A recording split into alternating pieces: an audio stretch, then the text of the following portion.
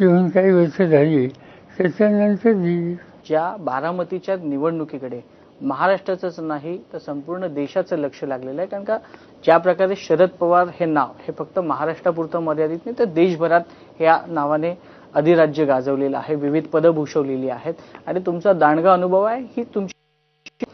अशा परिस्थितीत बारामतीमध्ये सुनेत्रा पवार, जुलिया पवार ही होणं ही म्हणजे ह्या गोष्टीला काय म्हणावं, म्हणजे शोभा देणारी आहे राजकारणात असं होतंच की थोडंसं वाईटही वाटतं?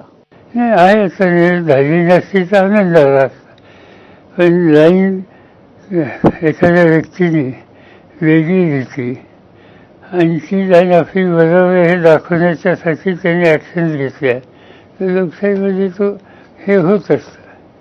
पण ही दुःखद घटना असं उद्याच्या निवडणुकीला मी उभा राहिलो आणि तुम्ही उभा राहिला, मी कदाचित लहानपणापासून संबंधित असला, मला असं वाटतं की मी या पक्षात या विचारानं जावं, तुम्हाला दुसऱ्या विचारानं जावं असं वाटतं आणि त्यासाठी तुम्ही किंवा मी आग्रह भूमिका घेतली.